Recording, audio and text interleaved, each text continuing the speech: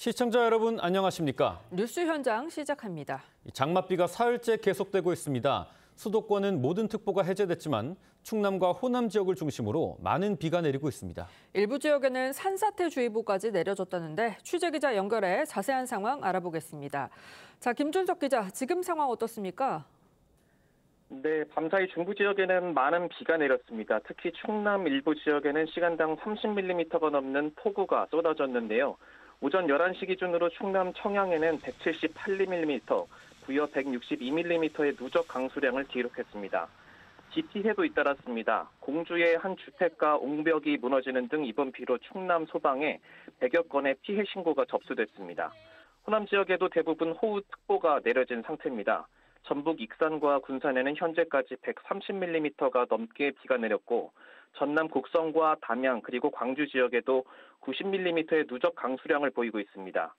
전북 군산의 한 교회에서는 지하 식당이 침수됐고 전남 담양 등 일부 지역에는 산사태 경보가 발령되면서 주민 70여 명이 마을회관으로 대피했습니다. 또 무등산 등 전남 5곳의 국립공원이 입산이 통제됐고 목포와 완도를 오가는 4개 항로 여객선 5척이 운행을 멈춘 상황입니다. 기상청은 오늘 밤까지 충청 남부와 남부지방에 더 비가 내릴 것으로 예보했습니다. 행안부는 중앙재난안전대책본부 1단계를 가동하고 비 피해 상황을 살피고 있습니다. 지금까지 전국부에서 TV조선 김준석입니다. 이렇게 사고가 속출했지만 강물이 넘칠 위험이 있어 통제된 하천 주변을 마구잡이로 드나드는 시민들이 적지 않았습니다. 안전 불감증이 여전하다는 지적인데 이나영 기자가 현장을 취재했습니다. 우비를 입고 자전거를 탄 남성이 통제선을 피해 안양천으로 들어갑니다. 차단봉 아래로 허리를 굽혀 진입하는 남성도 있습니다. 출입 통제를 알리는 안내방송이 계속 나오는데도 하천 범람의 위험이 있어 출입을 금지합니다.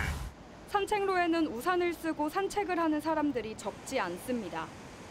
서울 하천 29곳의 진입이 통제됐지만 일부 시민들은 아랑곳 않고 하천 주변을 드나들었습니다. 지난달 16일 수도권에 시간당 70mm 물폭탄이 쏟아졌을 때도 마찬가지였습니다. 위험하지 않다 생각하시고 들어가신 것 같거든요. 저희가 차단기도 내리고 방송도 하고 전광판도 표출하고 상류에서 댐을 방류할 경우 하천물이 순식간에 불어날 수 있어 위험합니다. 나는 괜찮겠지 방심했다간 사고로 이어질 수 있습니다. 이거는 괜찮아요. 목표가 아니라 한번이 갔다 오는 느슨한 출입 통제도 문제로 지적됩니다. 인도에는 차단봉이 내려와 있지만 바로 옆 찻길로는 별다른 제지 없이 하천으로 드나들 수 있습니다. 서울시는 경찰과 함께 순찰단을 운영해 하천 주변 출입을 통제하고 있다고 밝혔습니다. TV조선 이나영입니다. 트럼프 미국 대통령이 이란의 남은 시간은 최대 2주라며 이란에 대한 압박 수위를 높이고 있습니다. 이스라엘은 장기전 준비를 시사했습니다. 이란 전역에서는 반미, 반이스라엘 시위가 확산하고 있습니다. 국제부 연결해 자세한 소식 알아보겠습니다. 자, 이루라 기자, 소식 전해주시죠. 네, 트럼프 미국 대통령은 현지 시간 20일 이란에 대한 이스라엘의 공격에 미국이 동참할 것인지를 묻는 질문에 2주의 시한이 최대치라고 했습니다. 그러면서 2주라는 시한은 이란 사람들이 정신을 차리는지 지켜보는 시간이라고도 말했습니다. 앞서 이란이 미국에 이스라엘의 공습을 중단시켜달라는 요청이 있었다는 보도에 대해선 그건 매우 어렵다며 이스라엘이 지금 잘하고 있다고 사실상 이란의 요청을 거절했습니다. 트럼프 대통령은 유럽 3국이 제네바에서 가진 이란과의 핵 협상이 성과 없이 종료된 것에 대해서도 이란은 유럽과 대화를 원하지 않는다며 중동 분쟁 해법은 사실상 미국이 쥐고 있음을 분명히 했습니다. 이스라엘의 대이란 공습은 8일째 계속됐습니다. 이스라엘은 전날 이란의 수도 테헤란의 핵무기 연구소와 미사일 생산시설을 공습한 데 이어 작전은 끝나지 않았다며 장기전 준비를 시사했습니다. 이란은 반발했습니다. 테헤란 혁명광장에선 수만 명의 시민이 모여 미국과 이스라엘의 죽음을 일하는 구호를 외치고 성조기를 불태우는 등 긴장감이 극에 달하기도 했습니다. 일각에선 이란의 핵시설이 공격받거나 이란의 최고 지도자가 암살당할 경우 이란이 핵무기 제조를 결단할 것이라는 관측도 나오고 있습니다. 지금까지 국제부에서 전해드렸습니다. 미국이 한국을 비롯한 아시아 동맹국들을 향해서 국내 총생산, 즉 GDP의 5%를 국방비로 써야 한다, 이렇게 압박하고 있습니다. 미국의 국방비 증액 압박과 국제정세 등을 문성묵 한국국가전략연구원 통일전략센터장과 자세히 짚어봅니다. 센터장님 안녕하십니까? 네, 안녕하십니까? 네, 미국의 주장은 지금 중국이 군비를 대규모로 확장하고 있고 북한도 핵과 미사일을 계속 개발하고 있으니까 우리나라도 이 나토 수준으로 국방비 지출을 늘리라는 겁니다. 관련 내용 들어보시죠. South Korea has been ripping us off. We pay for their military. They take advantage of us on trade. We expect NATO allies to commit to spending 5% of GDP on defense and defense-related investment. We now have a new standard for allied defense spending that all of our allies around the world, including in Asia, should move to. 올해 한국의 국방비는 GDP 약 2.3%입니다. 약 61조 원 규모인데 이걸 5%로 늘리면 국방비가 2배 넘게 늘어나게 되는 건데 우리 예산 등에 어떤 타격이 있을까요? 예, 근데 현실적으로 뭐 불가능한 얘기죠. 지금 헤그세스 장관이 나토 5% 얘기했지만 나토가 지금 5% 진출하는 나라가 없거든요. 네. 그러니까 5%는 미국이 나토에 제시한 기준입니다. 올리라는 얘기인데 사실 말씀하신 대로 우리 대한민국의 국방비가 GDP의 2.3%면 나토 국가들보다 훨씬 높고요. 예. 그다음에 인접 국가인 일본보다도 높습니다. 그렇기 때문에 지금 헤그세스 장관의 말에도 약간 어폐가 있고요. 트럼프 대통령도 뭐 후보 시절에 얘기한 한국이 뭐 미국을 벗겨먹는다 이런 얘기는 사실과 굉장히 다르거든요. 그래서 저는 이것은 현실적으로 빠른 시간 내에 이렇게 되기는 어려운 것이고 다만 우리 안보 환경이 어렵고 미국의 입장이 과거와 좀 다르기 때문에 아마 여기에 대한 충분한 대화와 조정이 필요하다고 봅니다. 예. 그 센터장님께서 말씀해 주신 것처럼 우리나라의 국방비 지출이 여타 동맹국이나 파트너국에 비해서 뒤처지는 편이 전혀 아니고 지금 이런 주장의 행간을 살펴보면 미국의 부담을 좀 줄이기 위한 차원으로 보이는데 말씀하신 것처럼 나토에서도 5% 지출을 하는 국가는 없다고 하셨지 않습니까? 그렇습니다. 설득력을 좀 얻을 수가 있을까요? 그래서요. 아마 방향은 그렇게 갈 겁니다. 나토도 국방비를 늘리기로 결정을 했거든요. 왜냐하면 러시아가 우크라이나를 침공을 하고 또 러시아가 계속 유럽을 향한 그 협박의 수준을 높이고 있기 때문에 나토를 포함해서 EU 국가들이 전방위적으로 2030년까지 최대한 높이기로 결정을 했고 그 계획을 좀 추진을 하고 있어요. 다만 이런 겁니다. 지금 말씀하신 대로 미국은 그동안 유럽이라든지 동맹국들이 미국을 기대서 방위비를 늘리지 않고 미국에 손해를 입혔다라는 생각을 가지고 있고 특히 트럼프 대통령은 거래적 동맹관을 가지고 있기 때문에 이게 이제 국방비를 늘리면요. 이 국방비가 무기 사는 거잖아요. 네. 예. 그러면 미국 입장은 일거양득이에요.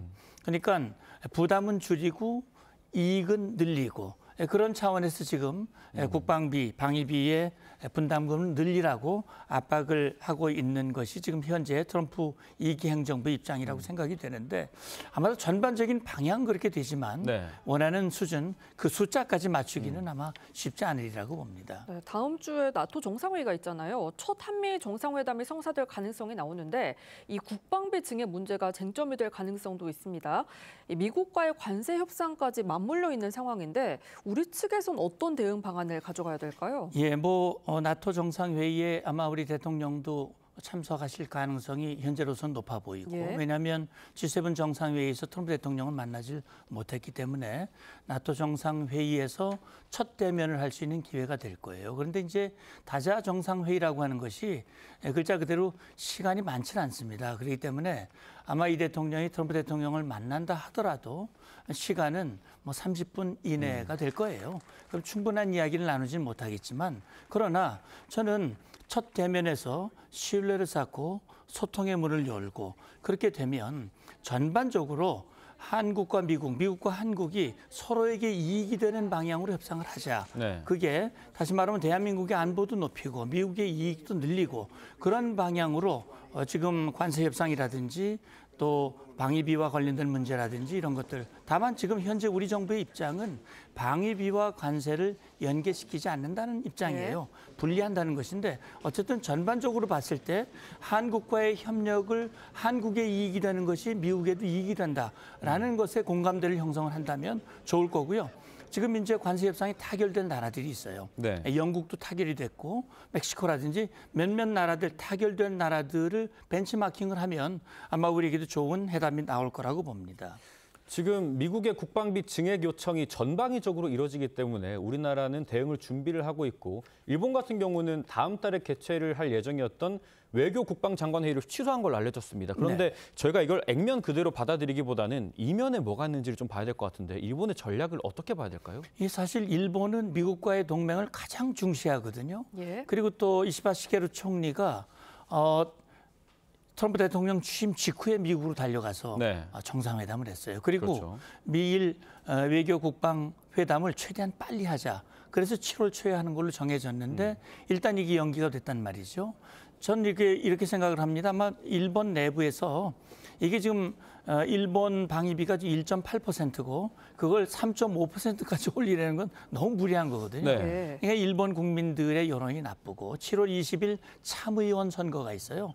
지금 이시바 정권으로서는 그 선거가 매우 중요하기 때문에 거기에 부정적인 영향을 미칠 우려로 인해서 아마 그 선거 뒤로 미루지 않겠느냐 저는 그렇게 보고 있습니다.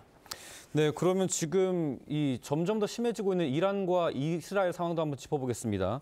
트럼프 대통령이 이란에게 2주의 시간을 주겠다며 이른바 데드라인을 최후 통첩을 했습니다.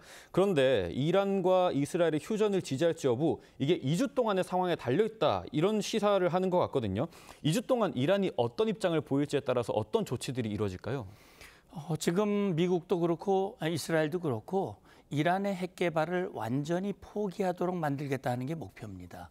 그러니까 2주 동안 이란이 핵을 계속 개발할 것인가 포기할 것인가를 결정을 해야 되는데 아마 이란이 포기하지 않고 계속 핵 개발 방향으로 간다면 그렇다면 지금 트럼프 대통령이 2주 후에 지금 포르도라고 하는 지하 핵시설 그걸 타격할 가능성이 훨씬 높아진다고 봅니다.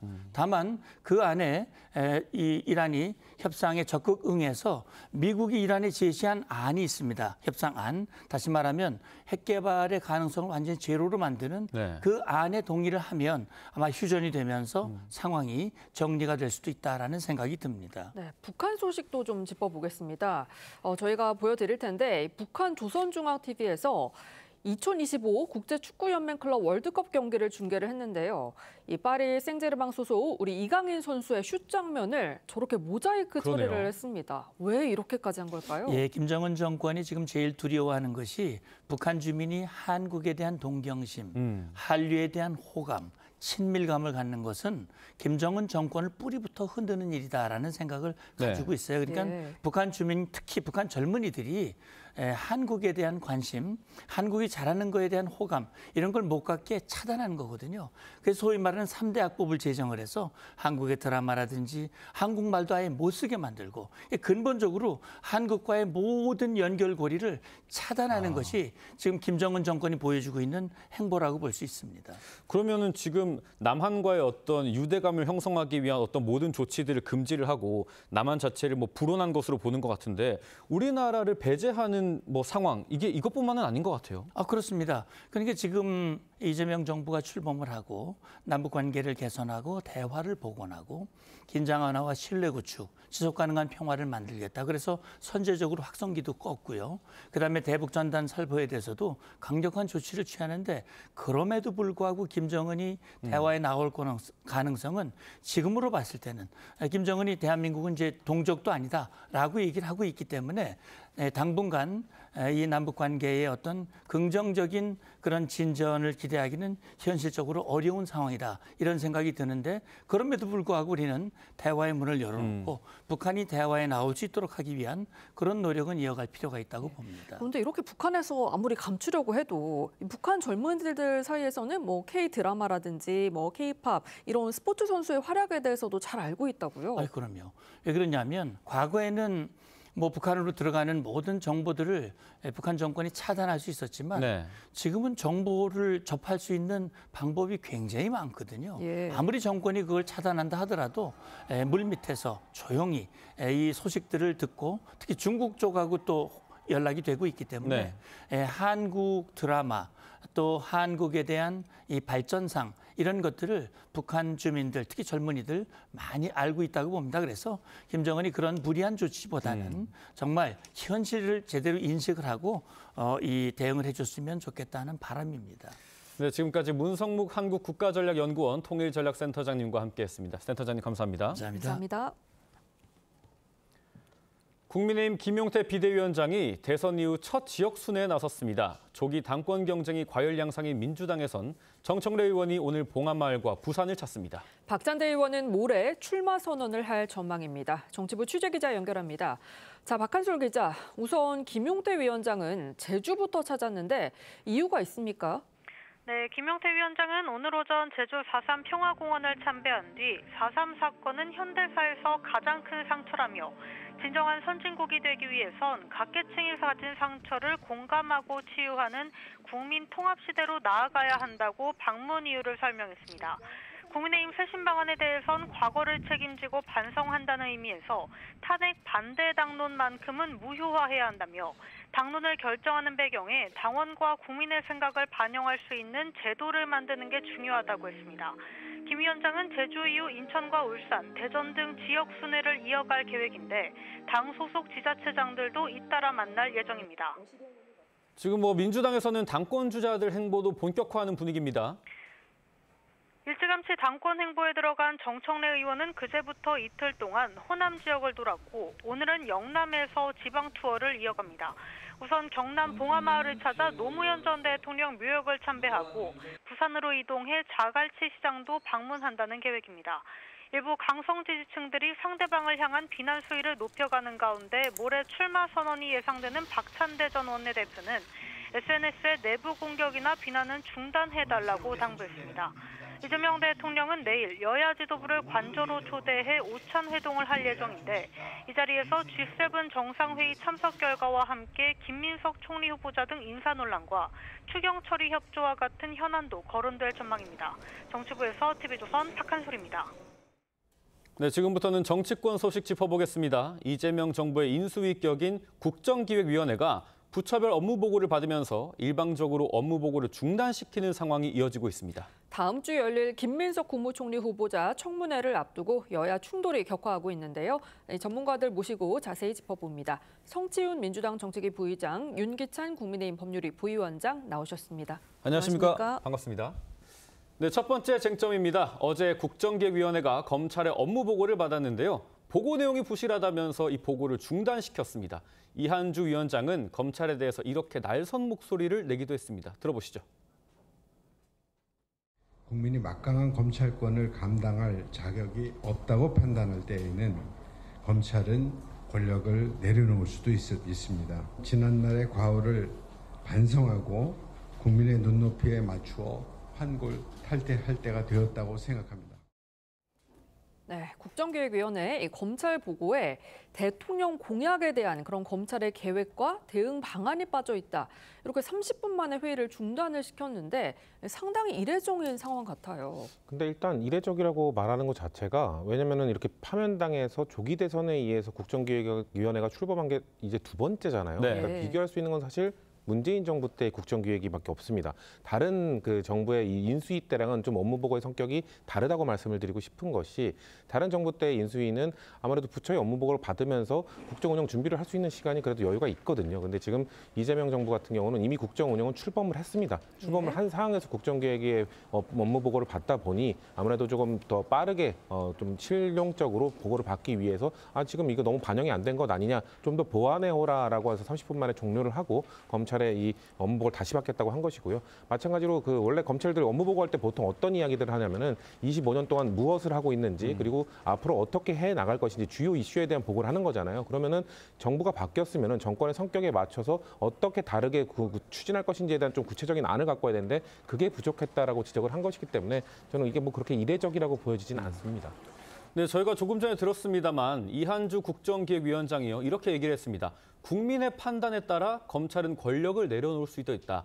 이게 검찰의 직접 수사권 배제를 좀 전제한 얘기 같은데 어떻게 들으셨습니까? 근데 저 부분은 사실은 좀 문제가 있어요. 왜냐하면 첫 번째는 지금 대통령 공약이라는 게 검찰을 사실상 폐지하는 거잖아요. 네. 폐지해가지고 중수청 하나 만들고 그다음에 공소청 만들고. 근데 폐지당하는 검찰 입장에서 저희 폐지해 주십시오라는 공약 이행 방안을 내놓을 수가 없잖아요. 이렇게 잘하고 있습니다라고 그러니까 이렇게 잘하고 있기 때문에 이건 살려주십시오라고 얘기할 수밖에 없는 건데 네. 그 공약을 담지 않았다고 질책하는 게 이게 앞뒤가 안 맞다는 거고요. 두 번째는 검찰 수사권 관련해서 항상 논의되고 있는 게 뭐 직접 수사 얘기를 하고 있지만 거의 대상이 권력자들에 대한 수사예요. 국민에 대한 수사는 사실 검찰의 수사권이 존재하는 것이 더 낫다는 게 일반 국민적 판단이 많아요. 그러니까 경찰과 검찰이 서로 견제하고 보완하고 하는 것이 낫다. 근데 권력자에 대한 수사 관련해서는 그 칼끝이 어디로 가느냐에 따라서 분명히 검찰에 대한 대우가 달라진다는 거죠. 네. 국민하고는 전혀 상관이 없어요. 국민적 입장에서 보면 오히려 권력자를 겨누는 칼끝이 많은 것이 좋지 그게 줄어드는 것이 좋지 않다는 것이죠. 그런 측면에서 국정기획위원회 저런 태도는 납득이 안 된다. 저는 이렇게 평가합니다. 네, 이 국정기획위원회가 이 민주당과 각을 세우는 일이 잦았었던 그런 사정기관을 향해서 이재명 정부 국정기조에 맞출 걸 압박하는 이른바 기강 잡기 하는 거 아니냐 이런 시각도 있거든요. 근데 사실 이 사정기관들과 이 야당의 갈등이 아예 없었던 적은 없었던 것 같아요. 네. 근데 윤석열 정부는 좀 더 특히나 뭔가 이 검찰 권력과 감사원 권력을 이용해서 민주당과 갈등이 많았었고 그렇기 때문에 민주당이 생각했을 때는 이런 기관들이 제대로 된 뭔가 개혁과 본질과 그리고 반성을 하지 않게 된다면 또다시 윤석열 대통령 같은 사정기관을 좀 마구 휘두르고 싶어하는 지도자가 나타났을 때 또다시 야당을 탄압하는 기구로 활용될 수 있지 않겠습니까? 그렇기 때문에 이런 사정기관들은 뭔가 본인들의 과거에 대한 반성이나 이런 것들 본질적인 근본적인 개혁안을 좀 가져와야 된다라는 말씀을 드리고 있는 것이고 그리고 원래 공무원들의 업무 보고를 받을 때는 약간의 기강 잡기도 필요하긴 합니다. 왜냐하면 공무원들 입장에서는 또 정권이 바뀔 때마다 어차피 이 사람들은 5년에 있다가 다시 물러날 사람들 아닌가? 수십 년 동안 이 국정 운영을 해왔던 공무원들 입장에서는 업무 파악 능력이 그 정권을 잡고 들어온 정당의 정치인들보다 높기 때문에 아무래도 그런 사람들을 좀 휘어잡고 국정 운영을 해 나가기 위해서는 초기에 공무원들과 기싸움은 저는 불가피한 것이다라는 말씀드리고 싶습니다. 공직자들이 새 정권과 코드를 맞춰야 되는 건 맞습니다만 상당히 매섭긴 합니다. 어제 보고 중단된 게 검찰뿐만이 아닙니다. 방송통신위원회 업무 보고도 결국 중단이 됐죠. 김현 기획위원이요 방통위를 향해서 이렇게 직격을 했습니다.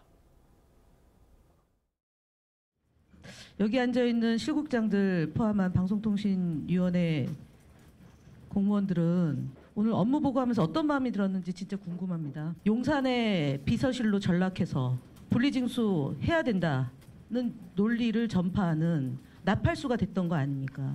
방송통신위원회 직원들 탄압하지 말라라고 한 분도 얘기하지 않았는데 정권 바뀌었다고 또 앉아서 업무 보고를 한다는 거죠. 네, 들으신 것처럼 기획위원 측에서는 방통위가 전 정권 나팔수가 됐던 거 아니냐, 정치적 심의를 남발했다라는 지적이 나왔고요. 방심일 사무총장이 이 사상의 자유가 있다 이렇게 반발을 하면서 업무 보고가 중단이 된 건데 양측 입장 어떻게 들으셨나요? 글쎄 김현 의원의 저 말씀은 모욕적인 거죠. 그러니까 방통위원회에 대해서 그렇게 따지면 2017년도에 민주당 워크숍에서 있었던 방송 장악 시나리오 이건 어떻게 설명하실 거예요? 그 시나리오대로 사실은 그 당시 KBS, MBC 사장이 바뀌었잖아요. 바뀌는 과정도 시끄러웠어요. 그래서 지금 이 부분도 분리징수에 대해서는 분명히 찬반 여론이 있는 경우이기 때문에 그게 어떻게 전액 비판의 대상이 되는지 이해가 안 되는 부분이 있고 또 하나 이제 방통위원장 보면 탄핵을 3번 시도했잖아요. 다시 탄핵 발의하고 그만두고 또 탄핵 발의하고 그럼 방통위원회 기능 자체는 국민을 위한 여러 가지 기능이 있는데도 불구하고 오로지 공영방송의 이사진 선임하는 것 때문에 그러니까 예를 들면 9명 중에 6명이 바뀌어야 되는 건데 바뀔 때 이사진 선임하는 건 당연한 거예요. 그 선임을 방해하는 게 누군지 사실 저는 선임을 방해한 게 민주당이라고 보는 거죠. 네. 그런 차원에서 보면 방통위가 정당한 업무 수행을 한 것인지 아니면 방통위의 정당한 업무 수행을 방해한 것이 민주당인지 여기에 대해서는 다 각자 이해관계에 따라 평가가 달라요. 네. 근데 저렇게 평가하는 건 문제가 있고 결국 뭐냐면 이준석 방통위원장 그만두라는 거죠. 그다음에 심우정 검찰총장 올 9월까지 임기인데 그만두라는 거죠.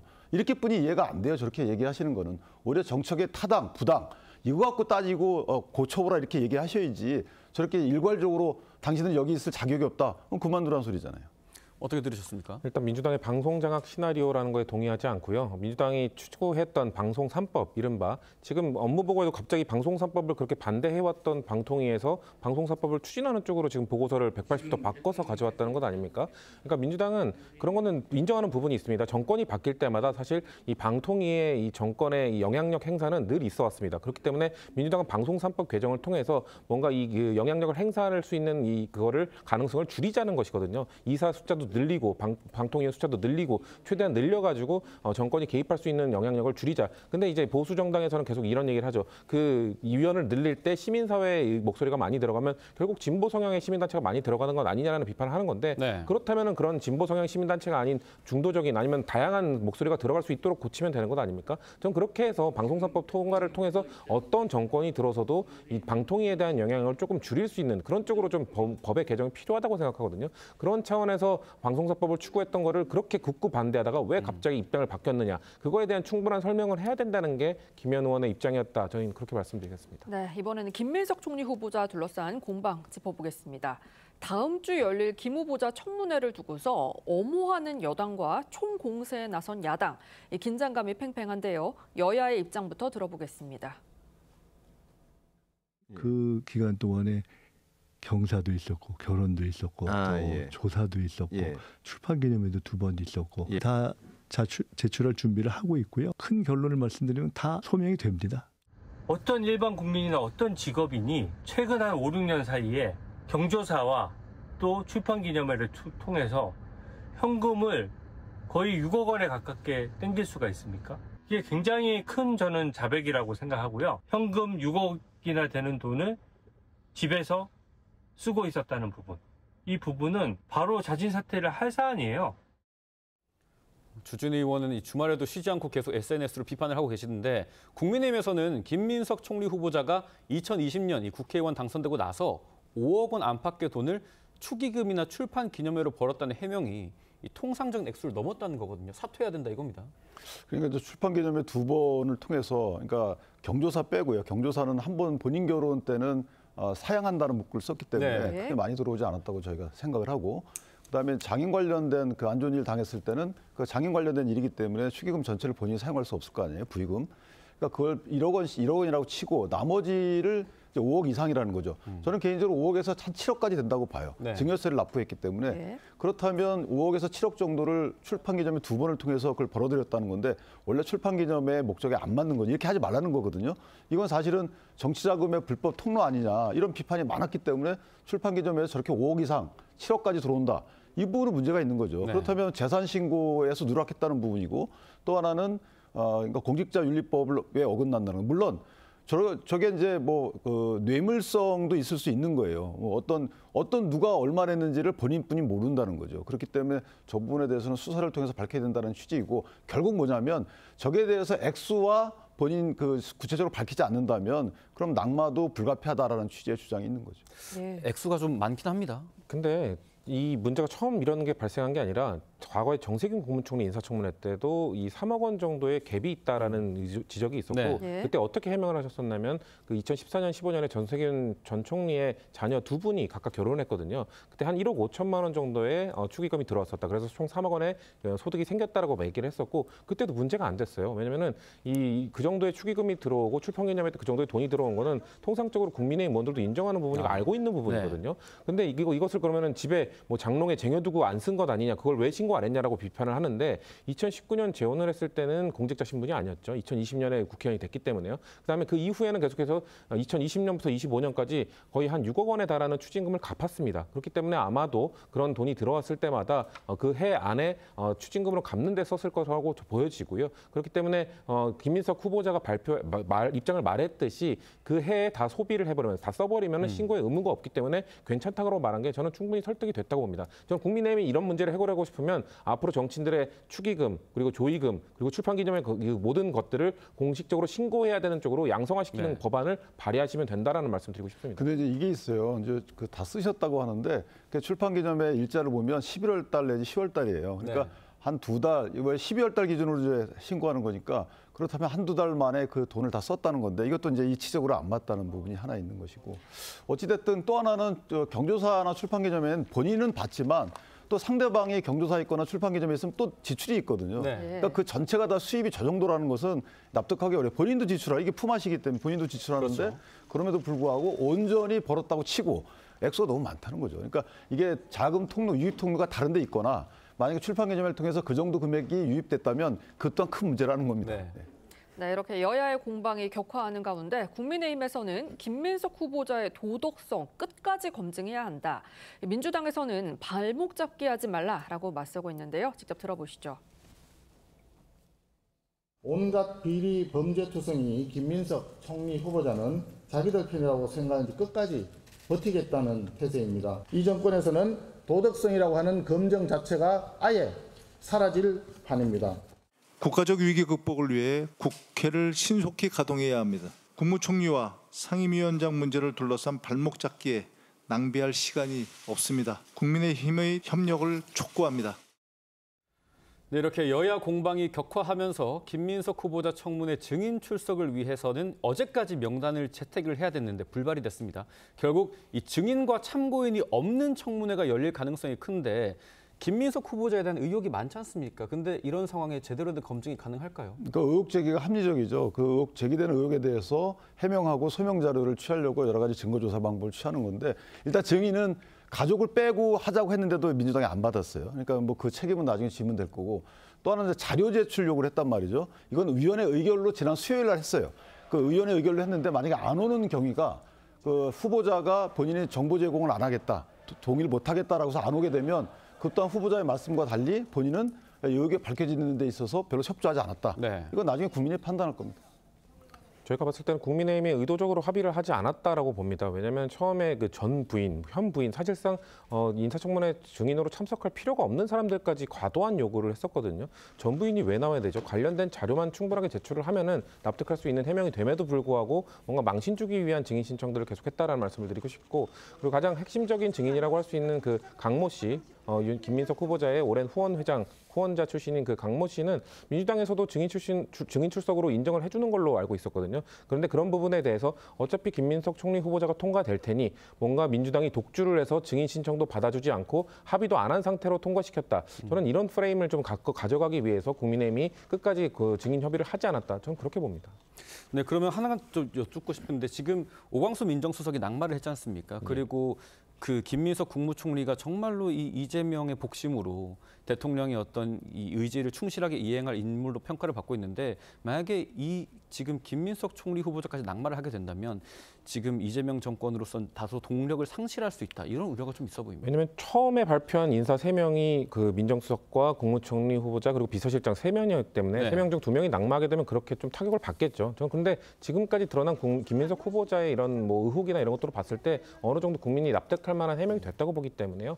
낙마로 이어지지는 않을 거라고 생각합니다. 짧게 제가 한 말씀 드리면 네. 이재명 대통령께서 인사 기준을 이렇게 발표했으면 좋겠어요. 예. 왜냐하면 저희 입장에서 보면 힘이 없으니까 인사 기준은 5대 인사 기준이든 5개든 6개든 거기 발표하고 나서 거기 어긋나는 일이 밝혀지면 낙마하는 걸로. 이렇게 안 하면 저희가 도대체 인사청문을 통해서 검증할 수 있는 기회가 없어요. 뭐 그것도 방법이긴 하겠습니다. 네, 지금까지 정치권 쟁점 짚어봤습니다. 두 분 말씀 여기까지 듣겠습니다. 감사합니다.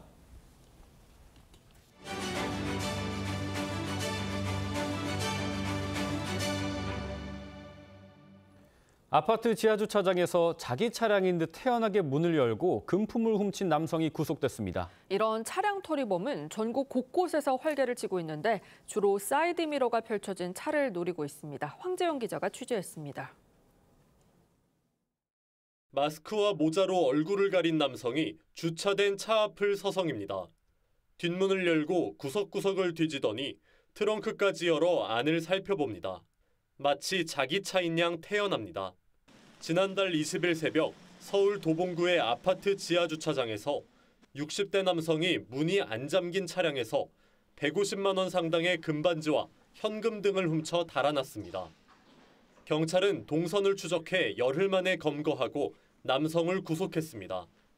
충남 아산에서도 12번에 걸쳐 200만 원을 훔친 50대 상습 차량偷리범이 붙잡혔습니다. 요즘 차량 대부분은 문을 잠그면 사이드미러가 자동으로 접힙니다. 이 때문에 이렇게 사이드미러가 펼쳐진 차량이 범죄의 표적이 되기 쉽습니다. 이를 역으로 이용해 경찰이 사이드미러를 접지 않은 채 잠복합니다. 미끼를 문 차량 터리범이 차 문을 열고 만난 건 체포영장을 든 형사들이었습니다. 출소한 지가 얼마 안 돼가지고 누범 기간인데 내범해가지고 저희가 검거를 했어요. 네. 경찰은 불경기에 차량 터리범이 기승을 부리는 만큼 귀중품을 차 안에 두지 말고 차 문을 잠갔는지 꼭 확인할 것을 당부했습니다. TV조선 황재영입니다.